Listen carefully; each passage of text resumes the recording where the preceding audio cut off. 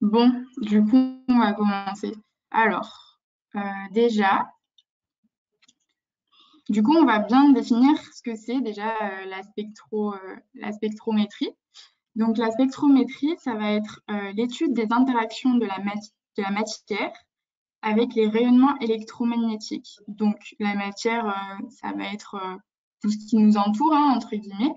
Et du coup, ça va être comment la matière elle va réagir avec tous nos rayonnements. Donc, ça peut être les rayonnements électromagnétiques, ça peut être des rayonnements infrarouges, ça peut être des rayonnements UV. Enfin, on va voir ça, hein. Du coup, on va étudier tout ça. Et quand on étudie ça, en fait, on va utiliser du coup des spectres. Et en fait, pendant tout le cours, on va voir qu'il y aura tout le temps des spectres, on va avoir différents spectres en fonction de différents cas, etc., etc. Et quand on utilise des spectres, on va utiliser des outils. Et ces outils, ça va être ces quatre tirés, dont du coup la fréquence, la longueur d'onde, l'énergie et le nombre d'ondes. Donc ça va être les quatre paramètres sur lesquels on va se baser quand on va utiliser des spectres et quand on va étudier de la spectrométrie. Voilà, bon ça, c'est vraiment la base, donc faut bien comprendre ça au début. D'ailleurs, si là, je vais faire mon diapo comme il faut. Après, il faut pas hésiter à m'entendre si vous avez des questions ou quoi. N'hésitez pas à, du coup, écrire sur le chat. Moi, de toute façon, je vois en même temps. Du coup, je pourrais répondre. Il n'y a vraiment aucun souci sur ça. Et en plus, c'est quand même beaucoup plus interactif. Du coup, n'hésitez pas. Donc là, je vous ai mis ici, c'est toutes les longueurs d'onde en fonction des rayons. Donc, c'est important de comprendre ça. Donc, par exemple, là, on va voir les rayons gamma. Ici, on va avoir les rayons X. Là, on va avoir les ultraviolets, le visible. Donc, on va voir que chaque domaine, il est associé à une longueur d'onde. Il faudra bien apprendre tout ça d'ailleurs. Et les infrarouges, micro-ondes et ondes radio. Là, en fait, dans notre cours, le prof, on parle de la spectrométrie. Du coup, en fait, c'est surtout, en fait, on appelle ça aussi la spectrophotométrie. Du coup, en fait, on va se baser sur trois domaines d'ondes. En fait, on va se focus que sur les ultraviolets, ici. On va se focus sur, du coup, le visible. Et on va se focus sur l'infrarouge. Quand on parlera de spectrophotométrie, du coup, ça sera que sur ces domaines de rayonnement. Voilà. Et du coup, on va voir aussi comment on peut interpréter des spectres. Donc, quand on va interpréter des spectres, on va pouvoir utiliser du coup l'état énergétique des atomes. Donc, on va voir en fonction de quel atome, etc., on va voir son énergie. Donc, c'est l'énergie qui va permettre de nous aider en fait pour interpréter le spectre. On va voir en fonction du coup les atomes, les molécules qui vont interagir. Sur un spectre aussi, on va voir du coup la distribution de population des atomes ou des molécules à l'intérieur des niveaux énergétiques. On va voir aussi du coup la nature des phénomènes impliqués par le passage. Du coup, quand on dit qu'il y a un passage entre deux phénomènes, ça s'appelle une transition. Donc, la nature des phénomènes impliqués par le passage d'un état énergétique à un autre. On va voir aussi du coup la géométrie des molécules, les liaisons chimiques qui unissent les atomes de ces molécules. Et on va voir du coup les interactions de ces molécules avec leur environnement. Et en fait, tout ça, on peut le comprendre. En gros, en fait, quand on va avoir un spectre, d'ailleurs là, je vais vous mettre du coup un exemple de spectre. Quand on interprète, on peut savoir tout ça. Et du coup, c'est pour ça qu'en fait, c'est hyper intéressant d'avoir des spectres, etc. Parce que on peut connaître beaucoup, beaucoup de choses sur la molécule et même dans plein de trucs. Du coup, ça peut aider. Voilà. Du coup, là, je vous avais mis une frise et du coup, en fait, là, on va voir bien plus particulièrement de quel domaine à quel domaine, par exemple, l'ultraviolet. Et ça, par contre, c'est important à connaître, donc il faut vraiment connaître par cœur ça. Par exemple, du coup, l'ultraviolet, il va aller de 170 nanomètres à 400 nanomètres. Ben, ça, on va appeler du coup l'ultraviolet. Il n'y aura que de l'ultraviolet quand on aura cette longueur d'onde. Ensuite, on a le visible. Donc, le visible, ben, enfin, on est censé quand même connaître, vu que c'est ce qu'on voit. Donc, c'est les couleurs, etc. Et ça va de 400 à 800 nanomètres, vraiment. Et du coup, on a l'infrarouge. Et l'infrarouge, du coup, il va de 300 nanomètres à 0,3 micromètres. Donc, quand on voit sur la frise, il faut voir que du coup, là, la plus petite longueur d'onde, ça va être l'ultraviolet. Et la plus grande, ça va être l'infrarouge. Et c'est bien de connaître cet ordre de grandeur parce que vous verrez qu'avec une relation que je vais vous montrer tout à l'heure, on pourra savoir qui est plus énergétique que qui, justement en savant, enfin quand on sait qui est plus grand que qui en fait. Enfin pour moi ça c'est vraiment important et du coup voilà. Et c'est ce que je vous expliquais. Du coup ça s'appelle la spectrophotométrie parce qu'il y a ces trois domaines de rayonnement. Donc quand on parle de spectrométrie, il y aura des rayonnements impliqués, ça sera ultraviolet, le visible, l'infrarouge. Et du coup, on va parler de rayonnement non ionisant quand la longueur d'onde est supérieure à 91,3 nanomètres. Donc ça, c'est vraiment, je l'ai entouré en rouge, je l'ai mis en gras, vraiment. C'est vraiment, vraiment important, vu que, en fait, il faut savoir que plus la longue, enfin, vraiment, ça, c'est une phrase hyper importante, genre, plus la longueur d'onde est grande et moins le rayonnement sera énergétique. Et inversement, plus la longueur d'onde est petite et plus le rayonnement sera énergétique. C'est pour ça que là, quand je vous donne du coup ces trois domaines, donc l'ultraviolet, ça va être celui qui va avoir peut-être la plus petite longueur d'onde, mais aussi l'énergie la plus élevée. Et ça marche pour tout ça. Donc l'infrarouge, là, dans les trois, l'infrarouge, ça va être celui qui va avoir la plus grande longueur d'onde, donc ça va être le moins énergétique. Et du coup, quand on va parler de spectrophotométrie, on va exclure du coup d'autres domaines de rayonnement, dont du coup les énergies qui peuvent être plus basses, comme par exemple les ondes radioélectriques et les ondes micro-ondes. Donc ça, si dans un item on nous dit oui, les micro-ondes font partie de la spectrophotométrie ou peuvent être étudiées en spectrométrie, c'est faux parce que l'énergie elle est trop basse. Et ensuite, du coup, on va aussi exclure d'autres domaines, dont des énergies qui sont plus élevées, donc de longueur d'onde qui sont plus petites. Quand on parle du coup, des exemples, ça va être tout ce qui est rayon X, qu'on peut utiliser du coup dans les ondes radio, donc c'est ionisant, donc on ne va pas les utiliser dans la spectrométrie. Il y a aussi les ondes gamma et les rayons cosmiques, donc tout ça c'est ionisant. Les ondes radio font partie de la spectrométrie. Ben non, voilà. Donc tout ça en fait c'est à exclure parce que son énergie du coup ben, c'est trop bas. Et quand on parle de spectrométrie, vraiment il faut prendre en compte que les ultraviolets, le visible et l'infrarouge. Et on verra tout à l'heure que dans l'infrarouge, ça se subdivise parce qu'on a infrarouge proche et infrarouge lointain. Du coup, spectrométrie est égale spectrophotométrie. Ben ouais, voilà, parce que du coup non,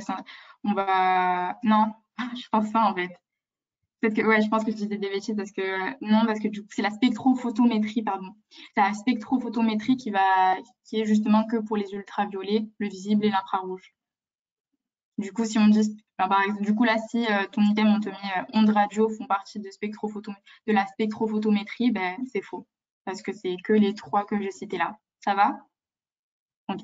Bon, ben, j'espère que cette diapo, du coup, elle est claire. Enfin, je peux passer à l'autre, du coup. Ok.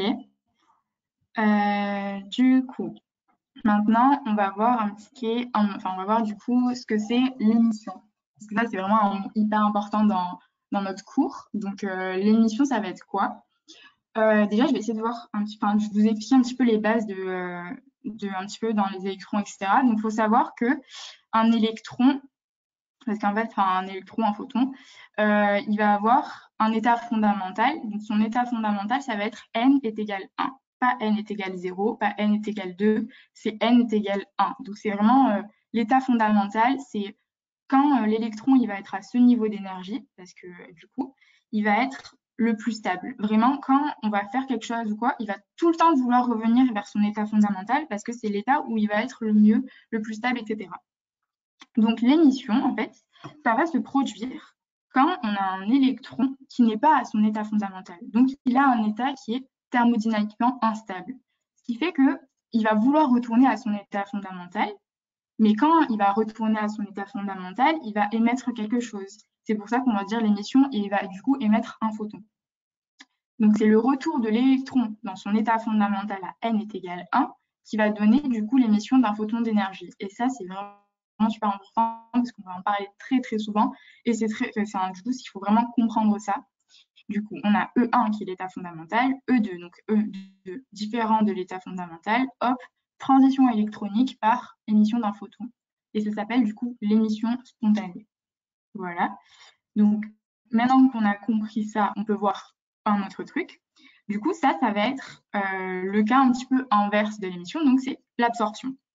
L'absorption, ça va être le contraire, ce qui fait que ça va être un photon qui va être absorbé. Sauf que là, il y a une règle qui est très importante dans le sens où le photon, il pourra être absorbé uniquement, et vraiment uniquement, j'insiste sur ça, que si son énergie est égale à la différence d'énergie entre les deux niveaux. Je vais essayer de m'expliquer. En gros, il faut imaginer qu'on a un photon qui va se balader. Donc, le photon, il a une énergie, il possède quelque chose, ok? Imaginons, je sais pas, on va donner une genre de valeur, mais c'est vraiment une valeur que je dis juste pour l'exemple, hein. Donc, imaginons, il a une énergie qui est à 6 électronvolts. Donc, à 6 électronvolts, donc il a cette énergie. Il va passer, et en fait, pour qu'il soit absorbé, il faut que la différence entre les deux niveaux d'énergie, donc par exemple entre le niveau d'énergie 2 et le niveau d'énergie 1, donc la différence, elle doit être aussi égale à 6 électronvolts pour qu'elle soit absorbée. Du coup, et là, vu que là, par exemple, ça va être le cas, là, le photon pourra être absorbé. Voilà, donc j'ai essayé de vous donner un exemple pour bien comprendre, mais vraiment, enfin, ça aussi, encore une fois, vous allez croire que j'insiste sur tout, mais vraiment, enfin, pour moi, c'est vraiment un truc de base. Donc, comprendre c'est quoi l'émission, l'absorption. Et quand on a des exemples, j'imagine que c'est plus simple à comprendre. Donc, voilà. Donc là, on a expliqué ce que c'était l'absorption. Du coup, on pourra passer à l'autre diapo. Et là, c'était ce que je vous ai un petit peu introduit ça tout à l'heure parce que c'est un petit peu lié. Donc ça s'appelle du coup l'équation de Max Planck. Donc cette équation, elle va relier un petit peu tous les paramètres qui peuvent varier quand on parle du monde électromagnétique. Donc là, en fait, on va avoir ici l'énergie qui va être égale à H. Donc H, c'est la constante de Planck. Donc c'est la constante de Planck qui va être multipliée par mu. Donc mu, c'est la fréquence, qui va être égale du coup à h, donc la constante fois la célérité. La célérité, c'est la vitesse de la lumière, qui est divisée par la longueur d'onde, qui est égale à h fois c fois le nombre d'ondes. Donc ça, c'était tout à l'heure, je vous avais dit que c'était des paramètres qu'on allait utiliser quand on étudiait des spectres. Donc on a ça. Et en fait, avec cette relation, vraiment, on peut tout comprendre. Dans le sens où tout à l'heure, quand je vous expliquais que l'énergie, c'était que quand on avait une grande longueur d'onde, l'énergie elle était plus basse, ben là en fait on peut le comprendre mathématiquement dans le sens où c'est inversement proportionnel parce que là on voit bien que le lambda il est en bas. Ça veut dire qu'en gros quand l'énergie ici ça augmente, ben forcément ben ça ici vu qu'il est au dénominateur, la longueur d'onde elle va diminuer. Et ça vraiment genre je me souviens même en anal il aimait trop faire tomber des items comme ça. Donc ça, c'est vraiment bien à comprendre. Et aussi, du coup, je le dis aussi, mais en fait, il aimait bien faire tomber l'item, l'énergie est, par exemple, proportionnelle au nombre d'ondes. Parce qu'en fait, on pourrait se dire, oui, nombre d'ondes, longueur d'onde, ça se ressemble, machin, donc ça peut être inversement proportionnel, sauf que non, parce que là, quand on fait notre simplification, on se retrouve avec un nombre d'ondes qui est ici, donc c'est pas sous forme de fraction, donc ça va être directement proportionnel à l'énergie. Et ça, il aimait trop faire ce piège. Donc, vraiment, apprenez bien ça. Voilà. Et en fait, aussi, du coup, quand on voit cette équation, en fait, elle édifie la double nature de l'onde. C'est-à-dire que l'onde va avoir... On m'entend plus. Ah bon? Et là, est-ce que vous m'entendez? Est-ce que c'est mieux? Ok. Bon, ça m'a fait peur. Donc, bon, du coup, je répète ce que je disais, hein.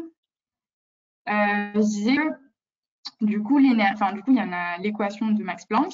Elle a une double nature, parce qu'en fait, elle va édifier la double nature de l'onde, donc à la fois corpusculaire et à la fois ondulatoire.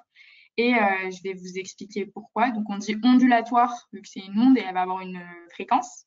Donc, une fréquence, c'est quelque chose qui va se répéter. Donc, on va voir que là, la fréquence, parce qu'on voit la fréquence qui est dans la réaction, dans l'équation que j'ai dit. Donc, elle est dans l'équation. Donc, on peut dire que du coup, elle édifie quelque chose qui est ondulatoire. Sauf qu'elle est à la fois corpusculaire par rapport à la longueur d'onde, il me semble. Donc, c'est pour ça qu'il faut comprendre que c'est à la fois corpusculaire et du coup ondulatoire. Et du coup, encore une fois, elle va permettre de calculer l'énergie d'un photon.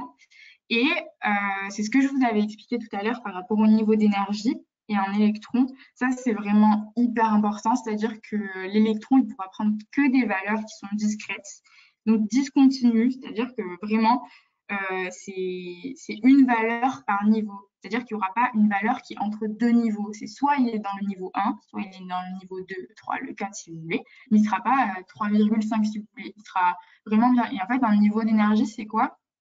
Alors, en fait, si vous voulez vraiment des explications, c'est le niveau 1, on dit état fondamental parce que c'est l'énergie de un seul électron. Et du coup, quand on passe à plusieurs électrons, en fait, ça va être des multiples, si vous voulez. Donc, c'est pour ça que quand on multiplie, on ne peut pas avoir de quelque chose entre les deux.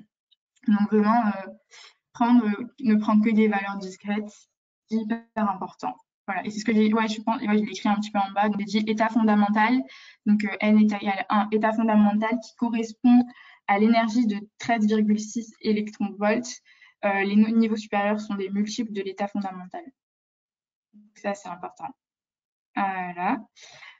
Ensuite, du coup, là, voilà, c'est pour ça que tout à l'heure, je vous ai bien expliqué ce que c'était l'absorption, ce que c'était l'émission, parce qu'en fait, dans le cours, vu que du coup, vous êtes dépassé, vous êtes doublant, donc vous devez savoir, enfin, je sais pas si vous vous rappelez, mais du coup, après, le prof, il va vraiment donner grave des cas particuliers, en fait, pour chaque truc. Donc, l'absorption, on va voir l'absorption pour un atome isolé, on va voir l'absorption pour une molécule condensée, enfin, il va grave subdiviser en plusieurs cas, il faudra comprendre, du coup, qui se passe en fonction de chaque cas d'absorption. C'est pour ça qu'il fallait bien comprendre ce que c'était déjà à la base une absorption. Donc là, on va passer à l'absorption des rayonnements électromagnétiques au niveau d'un atome isolé. Donc un atome isolé, il faut se dire que c'est soit de l'hydrogène, genre un hydrogène tout seul, un fluor tout seul, vraiment tout seul. Et quand c'est comme ça, il faut se dire qu'on va se baser uniquement, et quand je dis uniquement, c'est vraiment uniquement sur la configuration électronique. Donc la configuration électronique, c'est sur le nombre d'électrons en fait. Et en plus de ça, ce sera que des électrons qui seront périphériques. Donc vous savez, c'est les électrons qui sont le plus extérieurs en fait. C'est sur la couche N la plus, la plus importante, donc la plus externe en fait. Donc c'est des électrons de valence. Voilà, c'est les électrons de valence. Et là, il va y avoir aussi que des transitions électroniques quand on parle d'atomes isolés, ce qui ne sera pas le cas pour les autres possibilités. Quand ça sera une molécule, par exemple, là, il y aura plus de types de transitions. Donc là, c'est que des transitions électroniques. Et tout à l'heure, on va expliquer du coup ce que c'est une transition électronique. Et ensuite, l'absorption, pareil, elle se fait que si la différence d'énergie est égale à la différence entre deux niveaux, deux couches périphériques. C'est ce que je vous avais expliqué parce que vraiment hyper important. Et du coup, à la suite de tout ça, on va obtenir du coup un spectre de raies. Donc, on va avoir une raie. Une raie, c'est vous allez avoir un genre de trait en fait, donc discontinu et discret pour chaque absorption. Donc, chaque fois qu'il va y avoir un photon qui est absorbé, on va avoir une petite raie. Et du coup, si on a plusieurs raies, on compte le nombre de raies et ça va nous donner le nombre de photons qui va être absorbé en fait. Donc, du coup, chaque raie correspond à une transition. Voilà. J'espère que c'est bien clair parce qu'en fait, vraiment, c'est trop facile de s'embrouiller. Moi, vraiment, je me souviens que c'était trop facile de m'embrouiller entre les trois cas parce qu'on va avoir trois cas. Donc, molécule condensée, une molécule toute seule à l'état de vapeur et atome isolé, pardon. Et du coup, entre ces trois cas, il fallait bien voir qui était qui, etc. parce qu'on pouvait grave s'embrouiller. Du coup, là, quand il y a une diapo, vous voyez qu'il y a tout ça et Voilà, donc on retient atome isolé, uniquement des transitions électroniques. On se base que sur ça. Du coup, on peut passer à l'autre. Du coup, ouais, voilà. Là, je vous ai montré ce que c'était le spectre. Donc ça, c'est un exemple de spectre. C'est pour que vous voyez et que ça vous aide un peu mieux. Donc là, on va avoir le nombre de raies, donc ce que je vous ai expliqué. Donc là, il y en a 4, ce qui fait que du coup, il y a eu 4 photons qui ont été absorbés. Donc on va avoir du coup, en ordonnée, on va avoir le nombre de photons qui sont absorbés en fonction du nombre d'ondes. Donc le nombre d'ondes, je ne sais pas si vous savez ce que c'est, mais le nombre d'ondes, c'est l'inverse de la longueur d'onde. Et comme la longueur d'onde, ça a une dimension d'une longueur, ça c'est important, ben, vu que c'est l'inverse, ben là, ça va être en centimètres carrés, centimètres moins 1, parce que c'est l'inverse. Alors que la longueur d'onde, ça va être en nanomètres, en mètres, par exemple. Ben là, on met en moins 1 vu que c'est l'inverse de la longueur d'onde. Voilà. Du coup, ça donne un spectre de raies. Il peut en avoir plusieurs et c'est discontinu. Vraiment, j'insiste. Voilà. Du coup, maintenant qu'on a vu comment ça se passait au niveau d'un atome isolé, on va passer à un autre cas. Donc là, on va parler d'une molécule isolée. Donc une molécule, c'est quoi? C'est plusieurs atomes qui sont liés entre eux. Donc là, c'est pour ça que vu qu'il y a plusieurs atomes, il est plus isolé, forcément, ben là, le cas, ça va être un petit peu plus complexe. Donc, ce sera plus aussi facile qu'un atome isolé.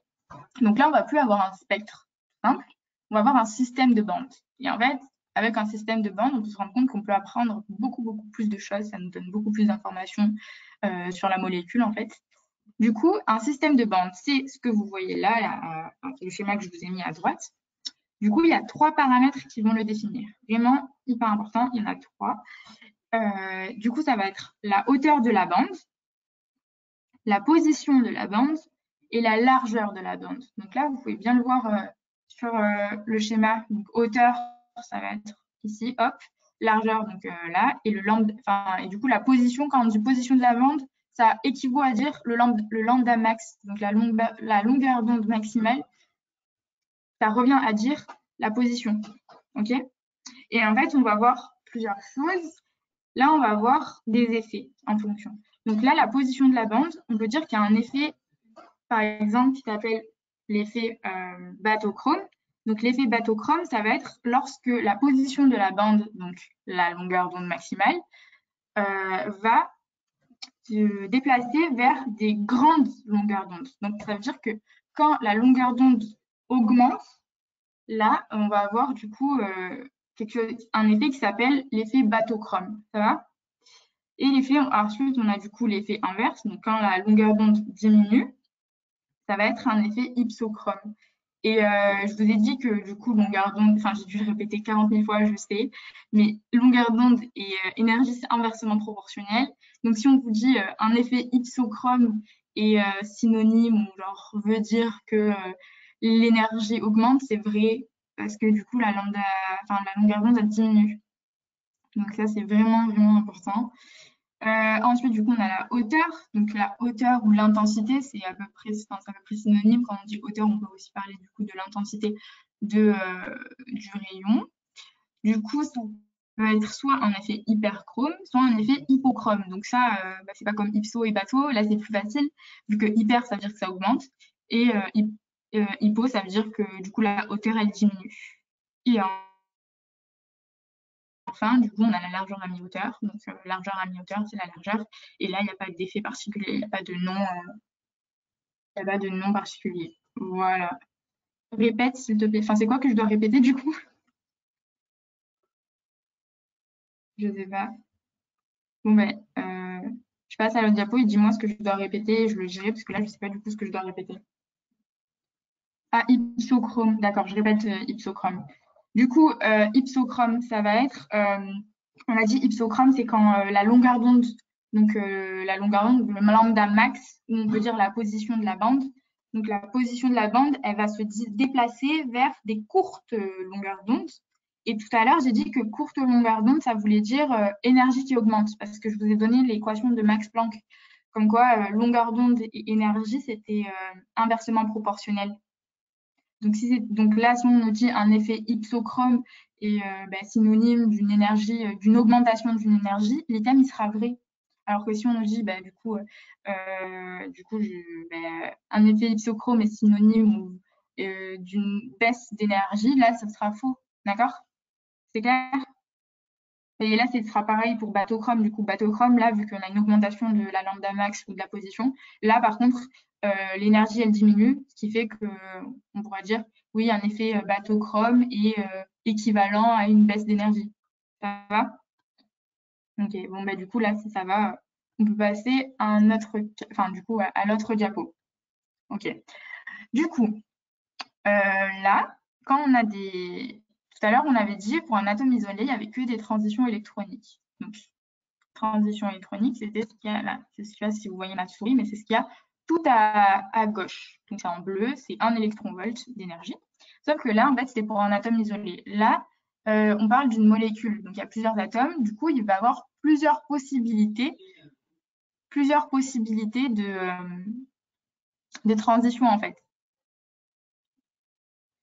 Du coup, et en fait, je vais vous expliquer pourquoi, c'est mieux. Parce qu'en fait, quand on a un atome isolé, du coup, il est tout seul, il peut pas bouger. Enfin, il peut bouger, mais il va pas bouger d'autre chose. Alors que là, on a une molécule, donc on a plusieurs atomes. Et là, en fait, on va avoir plusieurs transitions qui vont s'appeler, du coup, par exemple, du coup, la transition vibrationnelle ou la transition, du coup, rotationnelle. Pourquoi? C'est parce que, du coup, vu qu'il y a plusieurs atomes, ça peut bouger, ça peut faire des vibrations, ça peut faire des rotations, alors que c'était pas le cas dans un atome isolé. Donc là, voilà, c'est pour ça que je vous dis, si vous comprenez, c'est mieux. Là, normalement, là, vous devez bien comprendre qu'un atome isolé, c'est que des transitions électroniques parce qu'il est tout seul. Et une molécule, du coup, il y aura plusieurs types de transitions parce qu'il n'est pas tout seul. Jusque-là, ça va.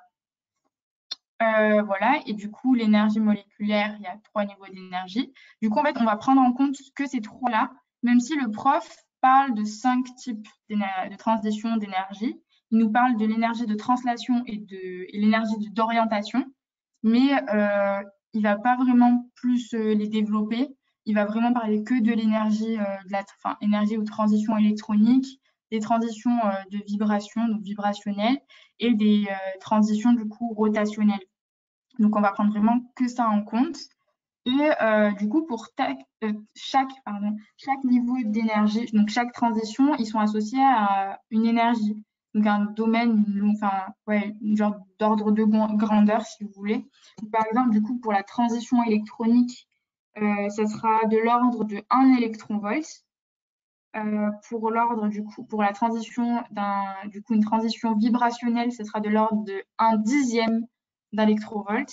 Et pour une transition rotationnelle, ce sera de l'ordre de 1/100 d'électron-volt. Ça, c'est aussi encore important à connaître, du coup, pour les énergies. Et du coup, je vous ai mis une phrase en rouge. Donc, cette phrase, c'est « Chaque niveau électronique contient un ensemble de niveaux vibrationnels et chaque niveau vibrationnel contient un ensemble de niveaux rotationnels. » Il faut voir vraiment, c'est un système, pour moi, vraiment, c'est comme si on emboîtait les choses, en fait. Donc, dans des vibrations, il va y avoir une rotation. Enfin, des fois, genre moi, je me mettais des trucs dans ma tête et je me disais, mais c'est logique, il faut voir que quand ça vibre, du coup, ça tourne autour de soi. Du coup, il y a des rotations. Enfin, je me faisais grave des trucs comme ça et genre, ça m'aidait plus à retenir les choses. Donc voilà, on se dit bien que dans des vibrations, il y a des rotations, donc c'est inclus dedans. Et vibration et rotation, c'est inclus dans l'électronique. Et en soi, c'est compréhensible vu que électronique, c'est celui qui va avoir la plus grande énergie. Donc, c'est 1 électron-volt, alors que vibration et rotation, c'est un peu plus petit. Du coup, on peut bien comprendre que c'est inclus à l'intérieur. On peut finir avec toute transition vibrationnelle est associée à des transitions rotationnelles. Donc, chaque fois qu'il y a des vibrations, il y aura des rotations vu que c'est inclus. Et là, c'est des items qui sont textos du coup, mais des fois, vraiment, ça tombe comme ça en annale. On a un item qui dit ça et on est bien content au final, mais ça doit être bien logique à comprendre. OK? Voilà. Du coup, là, je vous ai mis un tableau. Donc, je vous ai fait un tableau parce que pour récapituler tout ça, et ça me du coup, je pense qu'un tableau, c'est quand même plus facile à apprendre. Du coup, en fait, je vous ai mis en fonction de chaque domaine de rayonnement, donc pour chaque type, donc l'IR proche, l'IR lointain, les UV et le visible, on va voir le type de transition qu'ils vont faire et comment de quoi ils vont être constitués. D'accord? Donc, là, on va voir pour l'IR proche, parce que tout à l'heure, je vous ai dit que l'IR, l'infrarouge, du coup, il allait se subdiviser en infrarouge proche et infrarouge lointain. Donc, ces deux-là, ils vont avoir, faut vraiment essayer de les compter comme s'ils étaient différents les deux, parce qu'ils vont pas avoir la même énergie, ils vont pas faire la même chose, donc faut bien les différencier. Du coup, l'infrarouge proche, son domaine d'énergie, ça va être de l'ordre d'un dixième d'électrovolt, ok? Et il va faire des transitions. Mais il ne va pas faire de transition électronique parce que son énergie, c'est 1 électronvolt. Donc, il ne pourra pas faire des transitions électroniques vu que c'est encore pas assez élevé. Enfin, je vous ai expliqué tout à l'heure que pour avoir des transitions électroniques, il faut que ça soit de l'ordre de 1 électronvolt. Et là, on est à un dixième. Donc, on pourra faire que ce qui est à partir du 1 dixième et ce qui est inférieur à 1 dixième. Donc, on pourra faire que des transitions vibrationnelles et des transitions rotationnelles. Est-ce que c'est clair? Enfin, vraiment, je veux que vous compreniez ça, en fait, parce que, enfin, je pense vraiment que quand on comprend par rapport à l'énergie, on peut savoir qui est dans quoi et ce que ça peut donner. Est-ce que ça va? Ok. Du coup, et là, en fait, ok, bon, ça va, si ça va. Si vous comprenez, c'est bien. Non, parce que enfin, je sais qu'en vrai, c'est logique et tout, mais s'il y en a qui ne comprennent pas, c'est pas grave. Enfin, je peux passer du temps à réexpliquer, ça me dérange pas, hein. Du coup, on disait au final, voilà, je vous ai dit vibration, rotation, et ça va être constitué du coup d'un spectre de bande et un spectre de ray. Un spectre de ray, ce sera pour rotation. Dites-vous que ray, il y a un R, et du coup, ce sera rotation parce que les deux, il y a R, ok? Et il y aura aussi un spectre de bande, donc pour les transitions vibrationnelles, ok? Donc là, on se dit, bon, bah, si c'est pas rotation, ce sera vibration, mais enfin, on se dit si c'est pas l'un, ce sera l'autre, ok? Donc ray, rotation et bande vibration. Et maintenant, enfin, du coup, on a fini pour l'IR proche. Là, on va voir l'IR lointain. Donc, l'IR lointain, là, on voit bien que son énergie, elle est de l'ordre d'un centième de volt. Donc, c'est beaucoup moins énergétique que l'IR proche. Ce qui fait que là, on va avoir que des transitions qui sont rotationnelles. Pourquoi? Parce que rotationnel, je vous ai dit que c'était l'ordre 1 électron-volt et on ne pourra pas avoir de transition du coup vibrationnelle, vu que la vibration, elle a une énergie supérieure à l'énergie de rotation. Donc c'est pour ça qu'on pourra avoir que de la rotation, ok? Et là, du coup, logiquement, vu qu'on ne peut pas avoir de vibration, on pourra avoir que de la rotation, mais on pourra avoir que des raies en fait. Donc on pourra dire qu'il n'y a qu'un spectre de raies, pas de spectre de bande parce qu'il n'y a pas de vibration, mais on pourra dire qu'il n'y a que des raies. Ça va? Ok. Et maintenant, on va passer à... Non, je me suis trompée de diapo. Je retourne. Hop, je retourne. Voilà. Du coup, parce que j'ai pas fait UV visible. Donc UV visible, donc là, l'énergie, enfin c'est pas écrit, mais du coup pour électronique, on peut avoir les trois. Oui, parce que du coup électronique c'est système de bande. Enfin, du coup, du coup là je vais l'expliquer, hein, je vais l'expliquer parce qu'en fait l'électronique on peut l'avoir dans l'UV visible. Du coup là je vais l'expliquer en même temps que je fais UV visible. Du coup UV visible c'est ben là c'est environ on va dire c'est pas forcément écrit mais il faut se dire que du coup c'est supérieur à 1 électron-volt. Donc là on pourra avoir les trois types de transitions dans du coup de l'électronique, une transition électronique, une transition vibrationnelle, une transition rotationnelle. Ok? L'IR proche, c'est vers quelle longueur d'onde? Alors, l'IR proche, c'est, vous savez, j'avais une genre de prise au départ. Du coup, c'est l'IR proche, c'est genre après le visible. Du coup, ouais, c'est vers 400.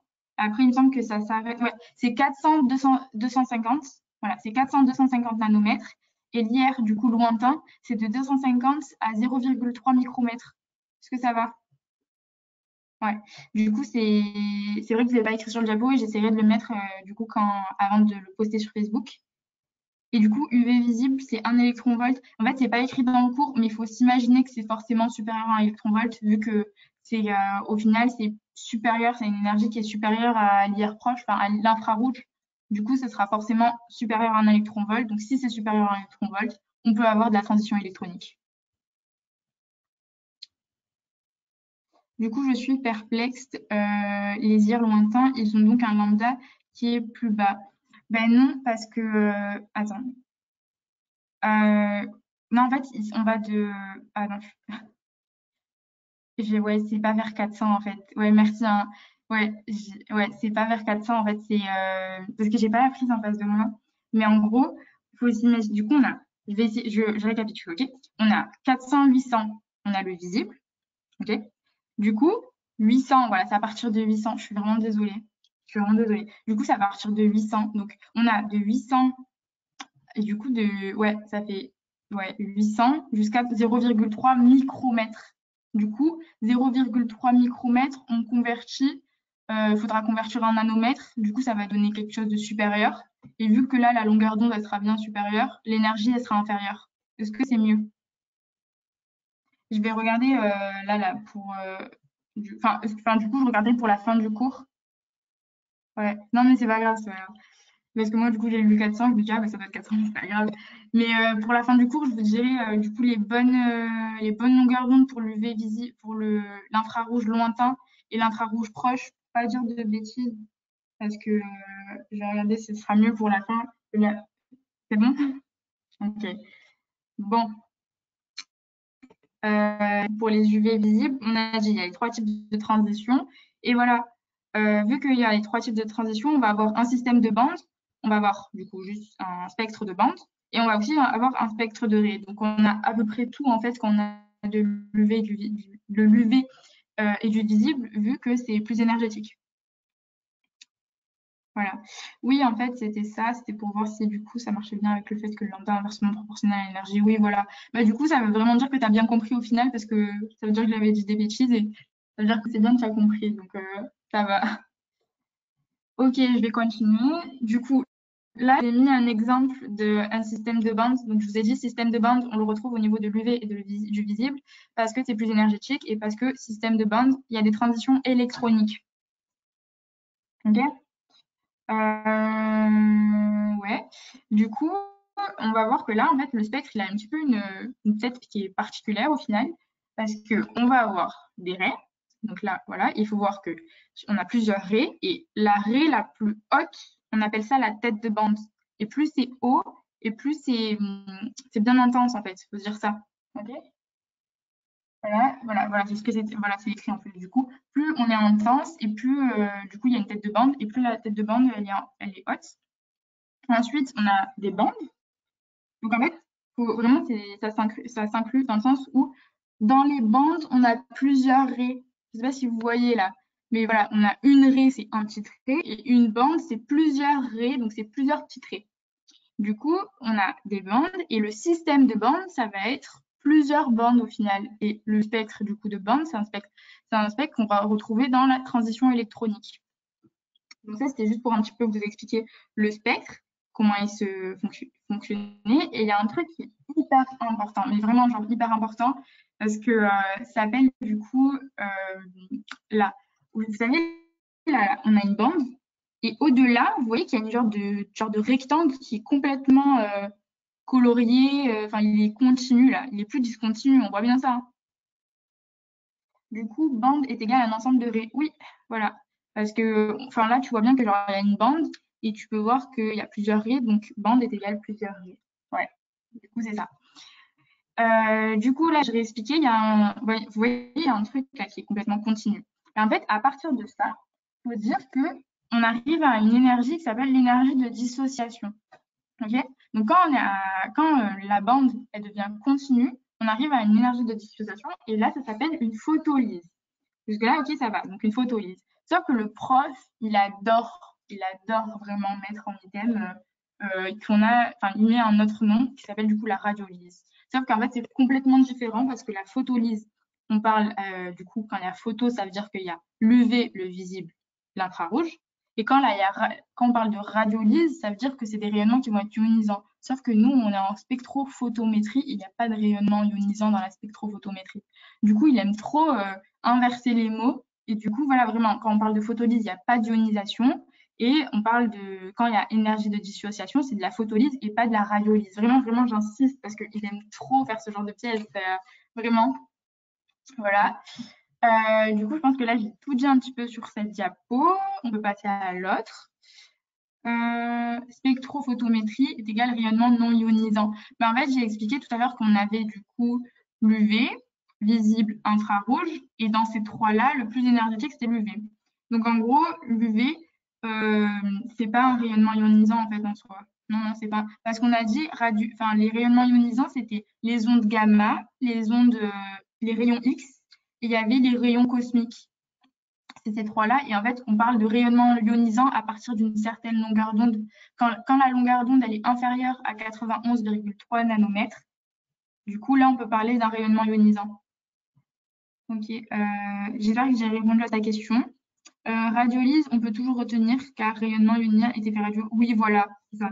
Quand on parle de rayonnement ionisant, oui, la radiolyse, c'est rayonnement ionisant. Et comme on parle de photolyse, ce ne sera pas ionisant. Est-ce que ça va?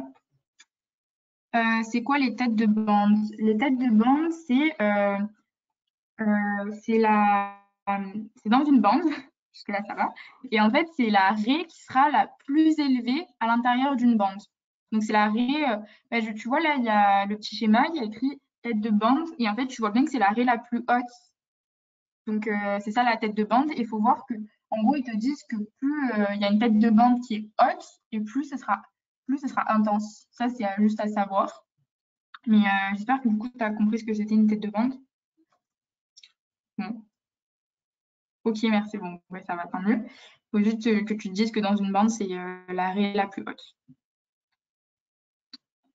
Ok. Bon, maintenant, on va passer au troisième cas d'absorption. Donc, je vous avais dit, essayez vraiment de vous mettre en ordre. On a parlé d'atomes isolés, on a parlé d'une molécule isolée. Et là, on va parler d'une molécule qui n'est plus du coup isolée, mais avec des absorptions qui sont mutuelles parce qu'elle est plus toute seule. Et là, c'est vraiment dans ce cas-là qu'on peut apprendre plein de choses. Et c'est là où il y a plein de trucs. Du coup, là, on va avoir un spectre qui est continu. Alors que tout à l'heure, on parlait de spectre qui était discontinu. Là, notre spectre est continu quand on parle d'absorption mutuelle à l'état condensé. Ouais, du coup, en fait, Alex, il expliquait le mémotechnique. En gros, pour radiolyse, ça pouvait pas être photolyse, vu que radiolyse, c'était des rayonnements ionisants, alors que la photolyse, c'était pas des rayonnements ionisants. Voilà. Du coup, je retourne. Ah, pas. Désolée. Pardon, je suis désolée. Du coup, l'absorption mutuelle. L'interaction des molécules entre elles permet d'avoir une bande continue. C'est ce que je vous ai mis comme image. Donc, on a un spectre qui est continu. L'étude des spectres d'absorption moléculaire présente un grand intérêt pour comprendre la structure et l'environnement des molécules. Vraiment, je sais pas si vous vous souvenez, mais quand tu es en terminale ou première, on faisait grave des trucs comme ça, genre chromatographie et tout. Et en fait, on avait des spectres et en fonction de, je sais pas moi, quand c'était tel nanomètre ou quoi, on pouvait savoir la nature de ce que c'était et tout. Ben là, c'est ça en fait. Vraiment, c'est ça. Genre, on a notre spectre, on peut connaître. Et du coup, c'est pour ça que c'est trop bien d'avoir un spectre, parce qu'on peut grave connaître ce qu'on a en fait à l'intérieur de notre. On peut identifier la molécule. Je peux dire ça. Du coup, alors, on peut voir qu'à fonction de la position de la bande, donc position de la bande, je vous ai dit, c'était le lambda max, on pouvait avoir du coup une énergie et ça pouvait nous donner le type de transition et on pouvait même avoir du coup étudier les modifications et l'influence du milieu environnant. Voilà, et aussi, du coup, je rajoute un truc. En fait, il faut vraiment savoir en fonction de quelle position, en fonction de quel paramètre qui donne quoi. Donc, la position de la bande, ça va donner l'énergie, ça va donner le type de transition et ça va donner l'influence du milieu. Donc, ça donne trois choses. OK? Parce que, pareil, ça, en item, ils aiment trop inverser. Ils nous disent que l'intensité, ça nous donne l'influence, alors que non, c'est la position qui donne l'influence. Vraiment essayer de bien caser, différencier tout. Et l'intensité de la bande, donc la hauteur, ça permet d'avoir la nature du milieu. Donc la nature, c'est qu'est-ce que c'est en fait, tout simplement. Et la largeur à mi-hauteur, donc c'est ce que vous voyez là, ça c'est le petit trait horizontal vert. Donc la largeur de la bande, ça permet d'avoir la température, la pression et la nature du milieu. Donc déjà, vous voyez bien que la nature du milieu, on peut le connaître par rapport à plusieurs choses. On peut le connaître par rapport à l'intensité de la bande et par rapport à la largeur à mi-hauteur. Donc ça, c'est le seul cas. La nature, c'est le seul cas où on peut le connaître par plusieurs paramètres de la bande. Est-ce que je suis claire? Alors moi, je me souviens que j'avais fait des mémotechniques pour ça. Genre j'avais fait, je sais pas ce que j'avais fait, mais je me souviens que position de la bande. Attends, j'essaie de me rappeler de comment je faisais. Si je me rappelle, je vous le dis, mais déjà intensité, je me disais qu'il y a un N dans intensité. et qu'il y a qu'un seul mot. Donc forcément, ça veut dire qu'une seule chose. Donc intensité de bande, ben, ça va être la nature. Après, les autres trucs, je me souviens pas, mais je faisais des trucs super bêtes. Mais ça m'aidait. Donc franchement, n'hésitez même pas à faire des mémotechniques, parce que je vous jure, ça, on veut des mémos. Mais vraiment, mais attendez, là, je vais chercher, mais parce que je vous jure, mais après, c'est bien quand c'est personnel, hein, les mémos, parce que ben, vu que c'est vous qui l'avez fait, du coup, ben, c'est plus facile à retenir. Mais là, je vous jure, je vais essayer de me rappeler. Position de la bande, je m'étais dit que la position de la bande, du coup, il y a plusieurs mots dans position de la bande, du coup, ça donne plusieurs choses. Voilà, c'était sa position, plusieurs choses, donc c'était le chaos qui donnait le max, parce que ça donnait énergie, type de transition et influence du milieu. Ça donnait 3 trucs, alors que les autres, non, même pas, enfin, je sais pas. Je suis désolée, vraiment, mais je vous jure, je vais essayer vers la fin du cours de me rappeler. Au pire, je vous l'écrirai dans, vous savez, sur le post Facebook, là, ben, je vous écrirai mes techniques ou je le rajouterai dans le diapo. Bon, là, on a fini du coup avec tout ce qui était absorption. D'accord? On a vu les 3 cas, on a vu ce que ça donnait, les types de transition, ce que ça donnait pas, machin, machin. Et là, on va parler du cas, enfin, du coup, l'inverse de l'absorption, on va parler de l'émission. Et on va voir, du coup, les cas particuliers d'émission et les 2 types, machin et tout. Du coup, on va avoir l'émission par incandescence et l'émission par luminescence. Donc déjà là, vous divisez votre émission en 2. Et là, on va parler que de l'incandescence pour l'instant et après on passera à la luminescence.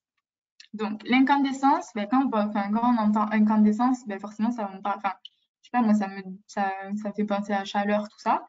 Du coup, ça va être tout ce qui est, enfin tout corps chauffé va émettre des rayonnements électromagnétiques. Donc en gros, ça va être euh, du coup, ça va être quand on chauffe quelque chose. Donc, en fait, quand l'énergie excitatrice, c'est de la chaleur, ça va émettre des photons qui sont des photons d'incandescence. Ça va? Et pareil, du coup, quand on fait des émissions par incandescence, on va avoir, je vous ai refait un tableau hein, avec le type de variation, l'énergie excitatrice, le type de rayonnement que ça va émettre. Donc, là, quand c'est par incandescence, on a du coup des transitions qui seront des transitions avec des énergies de vibration, des transitions rotationnelles, donc avec de l'énergie rotationnelle, donc EV et ER. Et hyper important, il n'y a pas de transition électronique.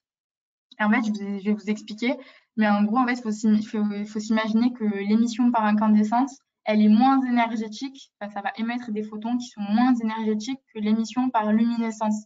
Et c'est pour ça qu'on ne va pas avoir de transition électronique. Enfin, vraiment, c'est un petit peu comme tout à l'heure, dans le sens où il faut faire la logique en fonction de l'énergie. Donc là, pas de transition électronique, que de la vibration, de la rotation, parce que c'est de l'incandescence, et l'incandescence, c'est un petit peu moins énergétique que la luminescence. Et l'énergie excitatrice, du coup, ce sera de la chaleur, donc incandescence, chaleur, énergie thermique. Et ça va nous donner, du coup, des types de rayonnement, et ça va nous donner de l'infrarouge et du visible. Est-ce que vous vous souvenez dans la frise, on avait, du coup, on va essayer de voir du plus bas au plus élevé, ok? On avait l'infrarouge, c'était le plus bas, on avait le visible au milieu et on avait l'UV. Et là, on comprend qu'il n'y a pas l'UV dans le type de rayonnement parce que l'UV, il est un petit peu plus énergétique et c'est de l'incandescence. Donc, on pourra avoir que de l'infrarouge et du visible. Est-ce que ça va? Du coup, il faut bien voir ça parce que vous allez voir par rapport à l'autre type d'émission, donc la luminescence, là, c'est plus énergétique. Du coup, on pourra avoir des rayonnements qui sont dans le domaine de l'ultraviolet. Voilà. Toujours essayer de comprendre et se mettre dans la logique de l'énergie parce que on pourrait croire que là, tu n'avais pas une fiche par rapport à ça. Alors moi, j'étais pas team fiche, je suis désolée. Enfin, moi, j'apprenais vraiment, je prenais mon cours et j'apprenais et après, enfin, essayez de voir sur le forum du TAM parce que je me souviens qu'il y avait plein de trucs. Des fois, je tombais sur des fiches, c'était des pépites. Donc, essayez d'aller voir. Et sinon, au pire du pire, genre, si je me chauffe, je peux essayer d'en faire une. Genre avec un tableau et tout. Parce qu'en vrai, non, le tableau, il est fait hein, quasiment. Donc, en vrai, vous recopiez le tableau. Et ouais, moi, j'étais pas team fille, je suis désolée. Du coup, on retourne à l'émission par incandescence. Donc, il y a un petit exemple dans le cours qui nous donnait, qui disait comme quoi le chauffage d'un fil métallique, en fait, en fonction de la température et de la nature du fil, mais en fait, ça lui a donné différentes localisations spectrales. Donc, avec des mots français, ça nous donne quoi? Ça nous donne que si le fil, c'est, je sais pas moi, du cuivre, ou si le fil, c'est du plomb, enfin, je sais même pas, voilà, ben, ça va nous donner un spectre différent. Et si on prend le même fil, donc si on prend un fil de cuivre, mais on va le chauffer à 50 degrés et l'autre, on va le chauffer à 200 degrés, ben là, ça va nous donner encore une fois différentes localisations spectrales. Donc, il y a deux paramètres, donc la température et la nature. Ces deux paramètres qui vont varier le spectre. Voilà. Du coup, ça, c'était pour vous expliquer un petit peu l'exemple qui est déjà tombé au concours. J'aime trop dire, parce que je me rappelle trop de ce que j'ai fait. Enfin, vraiment, faites des annales, hein. C'est trop important de faire les annales. Le corps, c'est toujours un métal. Bah ouais, c'est un fil métallique. Enfin, quand on chauffe quelque chose, c'est plus facile. Je pense que c'est. Te prends pas la tête avec ça. Genre, je pense pas qu'ils vont faire un piège en mode oui, c'est un fil. Non, je pense pas qu'ils vont faire un piège comme ça parce qu'en vrai, ils te disent métal parce que le métal, ça conduit mieux la chaleur. C'est voilà. Que pour le spectre incandescence. Ouais, ouais. Mais là, là, on parle de chauffage. Donc, si on parle de chauffage et qu'on nous dit émission par luminescence, ce sera faux, hein. Donc, ouais, c'est que pour l'émission incandescence parce que la luminescence, on va en parler tout à l'heure, mais la luminescence, c'est l'émission d'un photon qui a une énergie excitatrice qui est différente de la chaleur parce que température est égale chauffage. Ouais, bah, quand on augmente la température, ça veut dire qu'on chauffe. Enfin, pour moi, c'est ça, hein. Après, je pense pas que ça soit autre chose. Voilà. Du coup, là, je vous ai expliqué l'exemple. Du coup, le spectre d'émission par incandescence, je vous ai dit, c'est un spectre continu. On va avoir l'énergie, donc E fois lambda, il faut dire que c'est l'énergie, du coup, en fonction de la longueur d'onde. Là, on a un spectre continu. On va avoir le lambda max, donc c'est la position de la bande, c'est la longueur d'onde d'émission maximale. Et l'air sous la courbe, ça nous donne l'énergie totale rayonnée. Donc toute énergie, ça se fait par rapport à l'air sous la courbe. Voilà, donc ça c'est l'émission par incandescence. Il me semble que là, on a tout dit sur l'émission incandescence. On va parler de... Non, on n'a pas tout dit. Du coup, ah, mais oui, c'est hyper important ça. C'est les deux lois.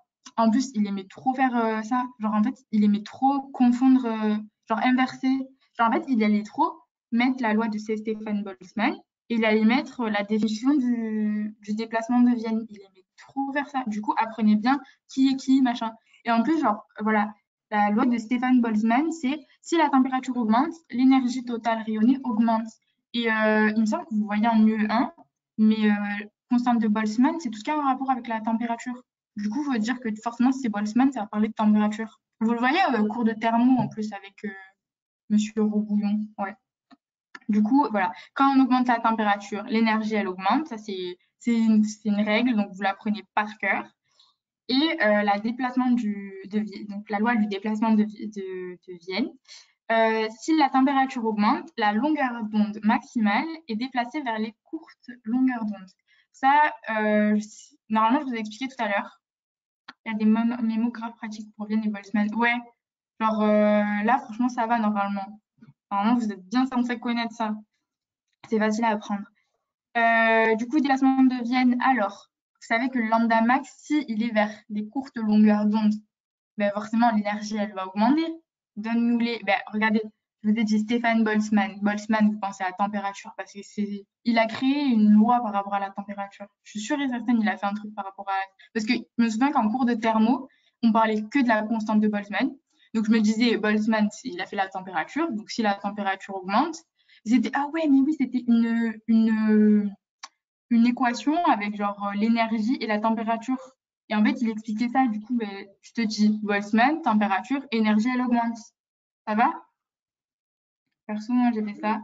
Et du coup, déplacement de Vienne, là, ça va être la longueur d'onde qui va être déplacée vers les courtes longueurs d'onde.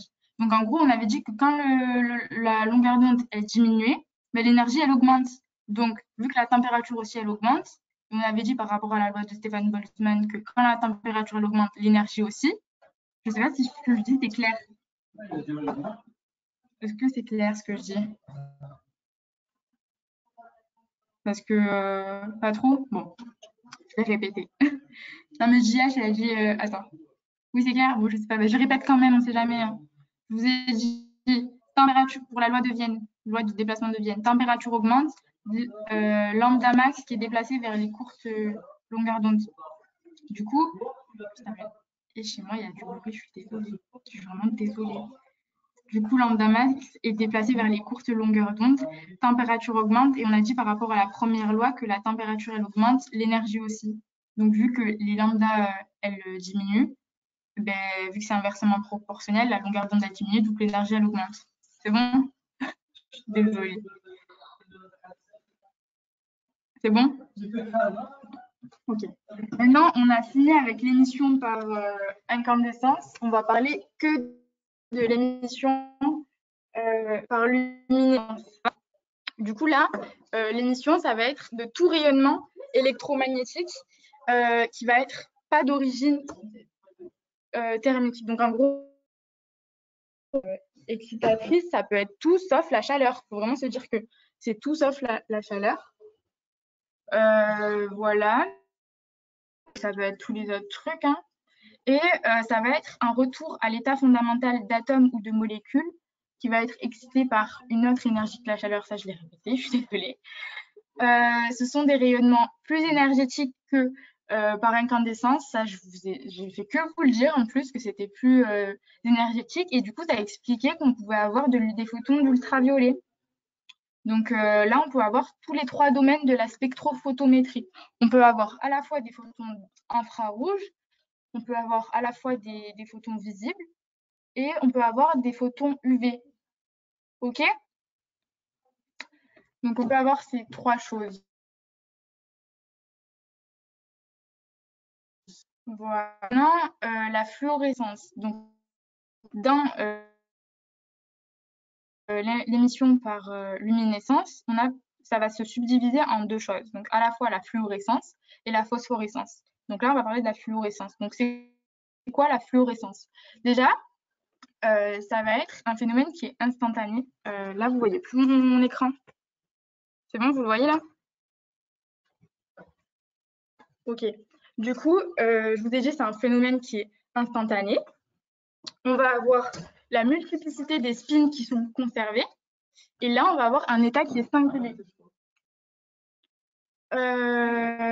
Alors, ça s'appelle, du coup, on va être un diagramme qui s'appelle le diagramme de Jablonski.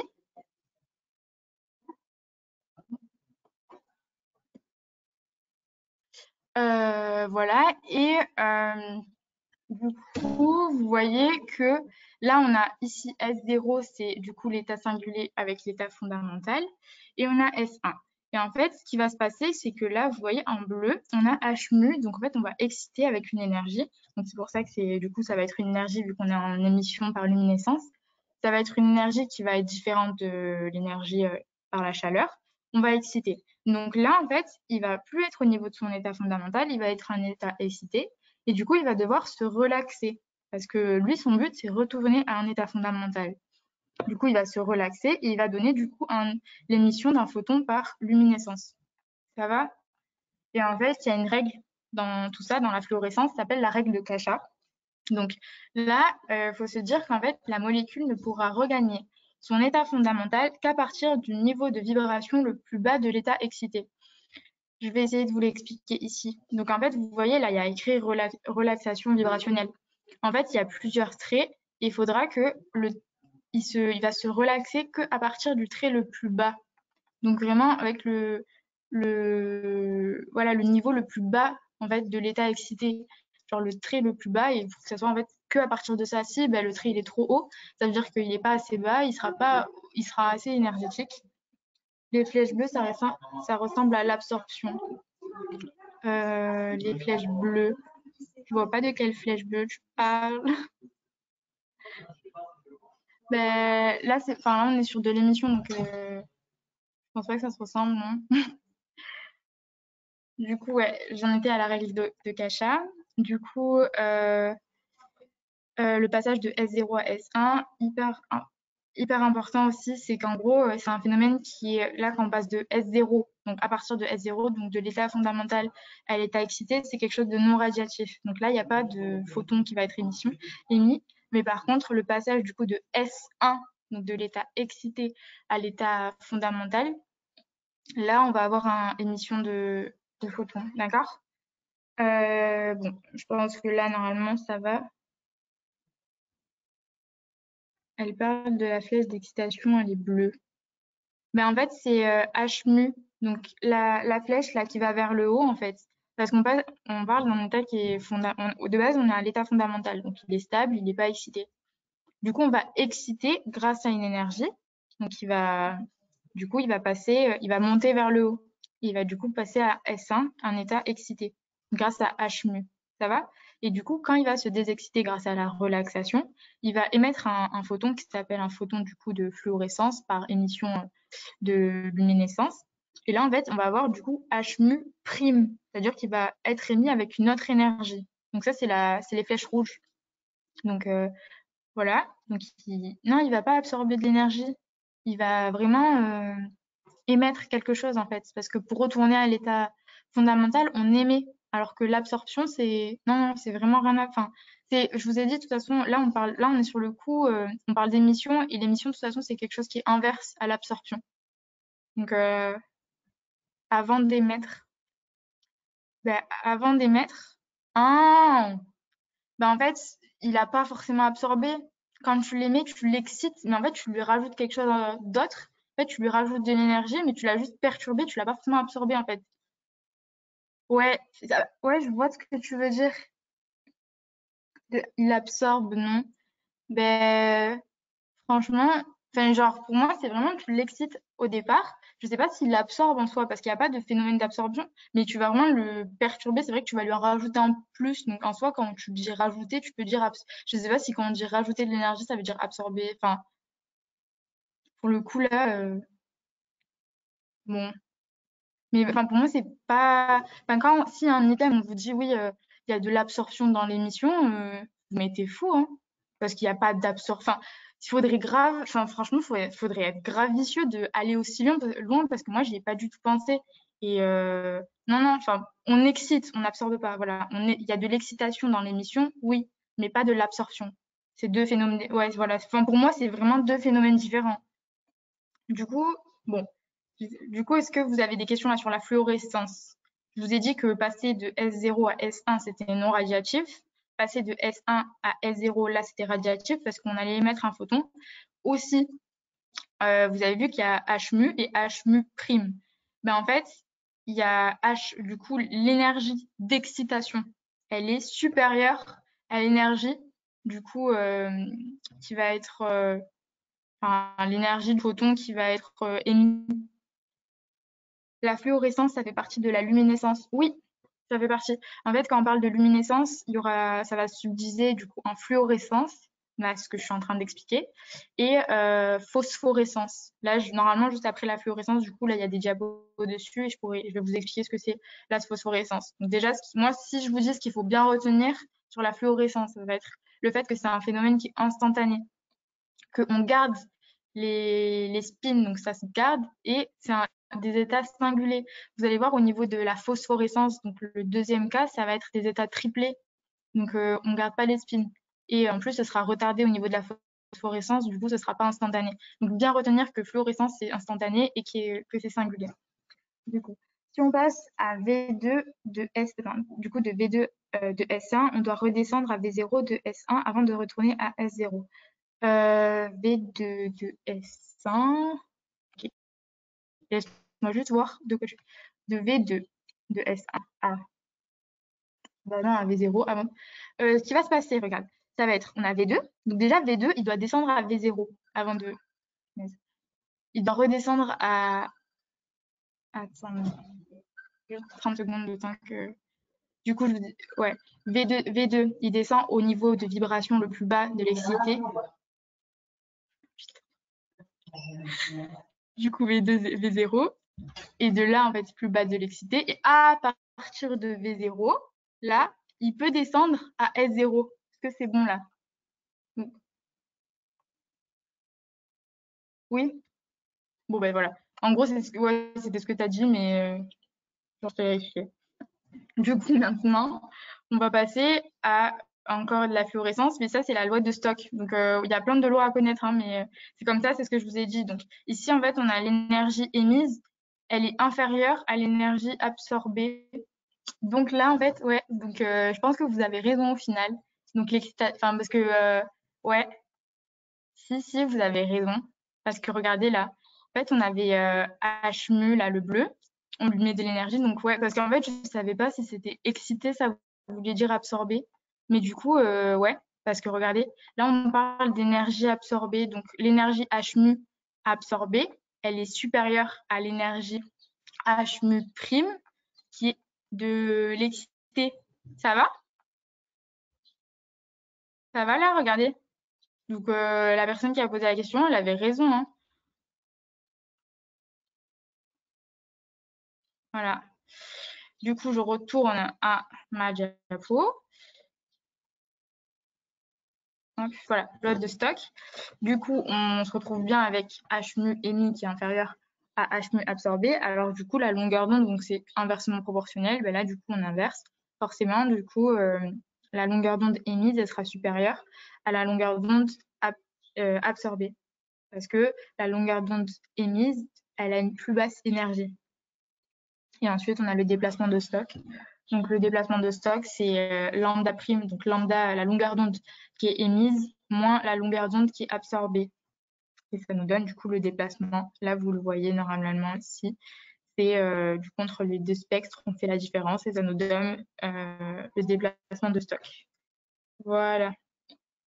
Bon, maintenant, on va parler du coup de la phosphorescence, qui est le deuxième cas de, enfin, du coup, le deuxième sous-type de de l'émission par luminescence. Du coup, là, c'est un état de fluorescence qui est retardé. On va faire les lasers. Ben là, franchement, non, on pourra pas faire les lasers. Enfin, c'est pour ça que genre, j'ai préféré bien expliquer le premier cours. Les lasers, en soi, ben, enfin, c'était vraiment que du par cœur, donc je me voyais pas expliquer quelque chose de. Enfin, il n'y a pas vraiment de compréhension en ça, alors que là, ben, pour le premier cours, oui. En plus, je pense pas que j'aurai le temps de faire les lasers. Ouais, faut ficher à balle, vraiment. Du coup, je retourne à ma phosphorescence. Fluorescence retardée, donc c'est pour ça que du coup, c'est plus instantané. On va passer par un état triplé métastable grâce à une conversion intersystème. Ah, on le répète, c'est pas instantané. La multiplicité des spins, elle n'est pas conservée. On va encore une fois, par contre, là, on peut quand même appliquer la règle de Kasha, ce qui disait comme quoi l'énergie H mu était du coup émise, du coup absorbée, était supérieure à l'énergie H mu prime du photon qui va être émis. Donc ça, c'était la règle de Kasha. Et là, par contre, du coup, on va avoir un passage, du coup, on a S1, donc un état singulier. Et en fait, la grande différence avec la fluorescence, c'est qu'on va avoir un état triplé ici. Du coup, on va passer de S1 à T1, et c'est un phénomène qui est non radiatif. Ok? Donc, il n'y a pas de photon qui va partir ou quoi, ça va juste être une conversion, donc ça s'appelle la conversion intersystème, et ça va du coup se déplacer, hop, on passe à T1. Donc, c'est un état triplé T1 qui est excité. Donc, il est encore excité, et c'est un état métastable qui a une longue durée de vie, l'état triplé T1. Et en fait, c'est grâce à ce T1, en fait, on va passer à T1 et ça va permettre d'avoir plus de photons qui vont être émis. Alors que tout à l'heure, avec la fluorescence, il n'y en avait qu'un seul. Et là, on voit bien qu'il y a plusieurs photons. Du coup, il y a un couplage spin-orbite. Donc, en fait, de base, il faut savoir, toujours la émise, enfin, toujours la émise non radiative comme la réaction. Oui, oui. Du coup, ouais, enfin là, ben, comme tout à l'heure avec la relation vibrationnelle, c'était non radiatif. Là, quand tu passes ben là, la réaction encore vibrationnelle, elle y est quand même, hein, même dans la phosphorescence, elle y est. Elle n'est pas radiative, mais là aussi, on rajoute quelque chose, donc de S1 à T1, c'est aussi pas radiatif. Voilà. Et du coup, ouais, je parlais du couplage spin-orbite. Donc en fait, déjà, il faut savoir que c'est interdit déjà de base de passer de S1 à T1, donc passer d'un état singulier à un état triplé, de base, c'est interdit, mais c'est possible parce que en gros, on a couplé les spins avec les orbites et tout. Donc en fait, ça s'appelle un couplage spin-orbite. Donc on a fait un genre de mélange bizarre, genre un couplage spin-orbite, ils disent ça. Et du coup, c'est grâce à ça qu'on a pu passer par un état triplé. Mais de base, c'est interdit. Voilà, ils nous disent ça dans le cours. Donc j'imagine que c'est important. Euh, ouais, du coup là, on a bientôt fini en fait, parce que on a fini avec la phosphorescence. Donc on a bien dit tout ce qu'il fallait savoir. Donc je vous ai dit que c'était spin qui n'était pas conservé, pas instantané. Et là, du coup, on va passer à l'électroluminescence. Donc je vous ai fait juste une seule diapo pour l'électroluminescence, parce que du coup, c'est la luminescence, enfin, du coup, c'est une émission, enfin, c'est du coup l'émission par luminescence, mais avec pas de la lumière, mais avec une énergie excitatrice, ça va être une différence de potentiel. Donc, ça va être une impulsion électrique, enfin, du coup, ça s'appelle une DTP, donc différence de potentiel. OK? Et là, en fait, on va voir, du coup, du coup, on va avoir la série. En fait, les émissions de photons, elles vont être différentes en fonction du domaine des rayonnements. C'est-à-dire qu'on va avoir plusieurs noms de séries. On va avoir la série de Lyman. Donc, Lyman, c'était, en fait, ça se faisait que quand on était à un niveau d'énergie qui était supérieur ou égal à 2. Donc, quand on est par exemple à 2 ou à 3, par exemple, enfin, quand on est quelque chose de supérieur, quoi, et qu'on va faire une transition vers l'état, enfin, quand on va passer vers l'état fondamental, donc à n est égal 1. Ça, c'est du coup la série de Lyman. Je me rappelle que moi, pour retenir ça, je me disais que en fait, Lyman, il y a un Y, et en fait, ben, je sais pas, ça ressemble à un. Genre, je sais pas, je me disais, ouais, ça ressemble à un U bizarre ou avec un V, et je sais pas pourquoi, ben, je me disais, ben, ça sera ultraviolet. C'est. Enfin là, par contre, du coup, je me rappelle de mnémotechnique et vous allez peut-être rigoler, mais à 30, on finit, je pense. Ouais, je pense qu'on va finir du coup vers 30, parce que j'ai mis qu'un seul QCM après. Là, c'est ma dernière diapo, il y a un QCM à finir. Et ouais, on finira du coup un petit peu plus tôt. Voilà. Et du coup, l'image, je vous ai dit, là, état fondamental. Et là, sur le petit schéma à côté, vous voyez que l'image, du coup, en fait, c'est quand on est à partir de 2 et ça va vers N1. Et après, maintenant, en fait, on va passer du coup à la série de Balmer. Donc, Balmer, c'est dans le domaine du visible. Ça va émettre des raies dans le domaine du visible. C'est quoi le domaine avec le rapport avec l'UV? En fait, ça va émettre des photons dans le domaine de l'UV. Ça va? C'est ça, en fait. Genre, quand on est à n supérieur ou égal à 2 et qu'en plus ça va vers l'état fondamental, ça va nous donner des émissions de. Ça va émettre un photon qui est dans le domaine de l'ultraviolet. Quand là, par exemple, là, ça sera la série de Balmer. La série de Balmer, ça va émettre des photons qui sont dans le domaine du visible, donc de 400. Tu peux expliquer la conversion intersystème. Est-ce que je finis cette diapo et je retourne, d'accord? Parce que dans tous les cas, en plus, on a fini plus tôt, donc en vrai, je pourrais, là, quand vous aurez, enfin, si vous avez plein d'autres questions, je pourrais y répondre. Mais d'abord, je finis cette diapo. Du coup, je disais, on va émettre des photons. Les photons, ils vont être dans le domaine du visible. On va appeler ça la série de Balmer. Et la série de Balmer, ça va être quand n est strictement supérieur à 2. Donc, ça peut pas être égal à 2. Ça va forcément dire que le n, il va valoir 3, peut-être 4, si vous voulez, mais il va pas aller vers, et il sera pas égal à 2, et il va pas aller vers, du coup, cette transition, elle va pas aller vers l'état fondamental. Ça va être une transition qui va vers le niveau 2. Donc, quand on va, par exemple, ça peut être une transition de n est égal 3 vers une transition vers n est égal 2. Ça s'appelle la série de Balmer. Et là, on va avoir émission d'un photon dans le domaine du visible. Je me rappelais que moi, je me disais Balmer, ça ressemble à la marque Balmain. Et quand quelqu'un met du Balmain, ça se voit, du coup, c'est visible. C'est hyper bête comme mémotechnique, mais je me disais Balmer, Balmain, ça se voit. C'est tout. Genre, je sais pas si ça va vous aider, mais en tout cas, je faisais ça. Et Lyman, il y avait un Y, ça ressemblait à ultraviolet. Du coup, ça allait émettre dans le domaine de l'ultraviolet. Voilà. Et du coup, on va finir avec la série de raies dans l'IR proche et pas IR lointain, puisque là, pour le coup, enfin, le prof, il a vraiment parlé que de l'IR proche, donc c'est que dans l'IR proche. Ça s'appelle la série de Pachen, Paken, je sais pas comment on le prononce. Et là, ça va être n supérieur à 3 et du coup vers l'état du niveau 3. Donc par exemple, ça peut être du coup, ça sera une transition de n est égal 4 par exemple vers le niveau 3. Voilà. J'espère que c'est clair pour ça. Voilà, c'était l'électroluminescence.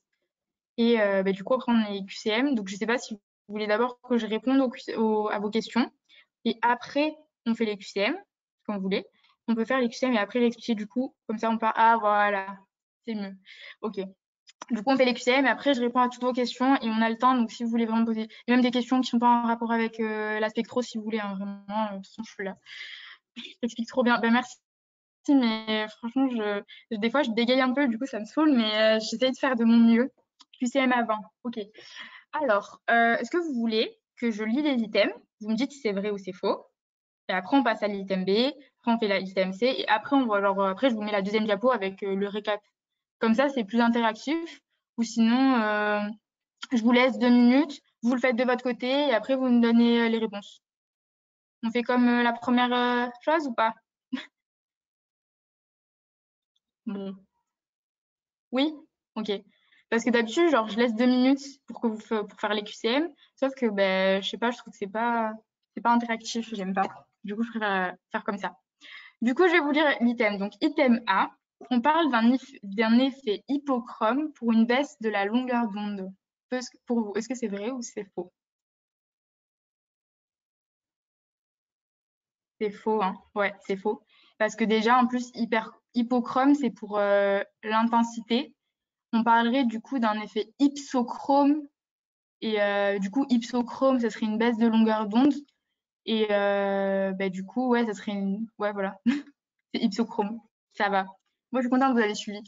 Du coup, item B, dans l'énergie moléculaire, chaque niveau électronique contient un ensemble de niveaux rotationnels et chaque niveau de rotation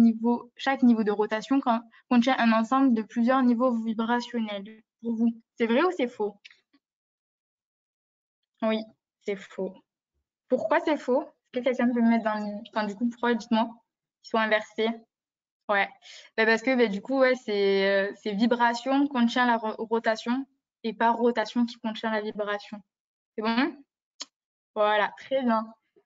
Du coup, item C, une émission par incandescence intéresse des rayonnements avec des énergies. Attendez. Une émission par incandescence intéresse des rayonnements avec des énergies de vibration et de rotation. Pour vous, c'est quoi? Oui, c'est vrai. Bon, du coup, je vous ai déjà répondu. Oui, c'est vrai. Et du coup, je vous ai expliqué pourquoi ce que je vous ai dit. Il y aurait que de la rotation et de la vibration. Il ne va pas avoir de transition électronique parce que l'incandescence, c'est pas assez énergétique. Mais si je vous aurais dit une émission par luminescence, en fait, même là, ça aurait pu être vrai parce que c'est pas restrictif en soi, hein. Bah ouais, c'est pas restrictif, hein. Intéresse des rayonnements. Il n'y a pas dit, c'est pas écrit uniquement, donc même luminescence, en vrai, ça aurait été vrai, je pense. L'item D, du coup, l'émission par luminescence comprend la fluorescence et la phosphorescence. Bon, ouais, c'est vrai, hein. Je vous l'ai dit tout à l'heure. La loi de Stock dit que, en plus, il y a une faute sur la loi.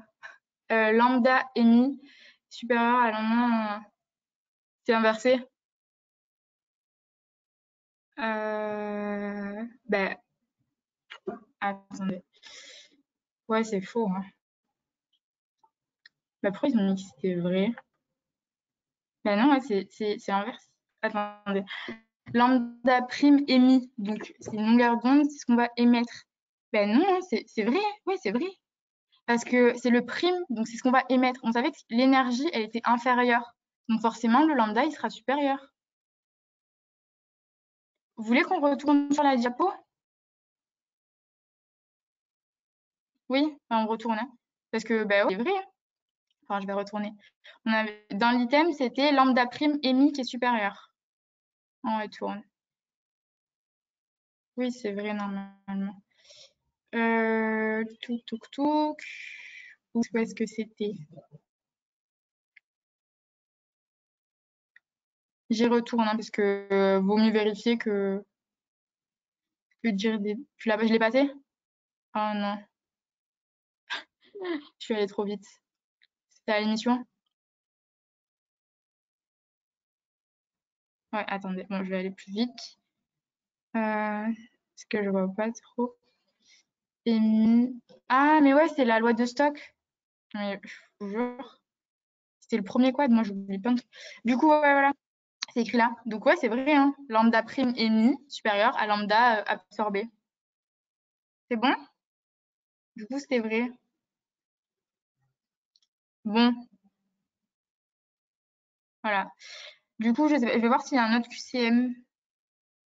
Hop. Non, il n'y a plus de QCM. Voilà.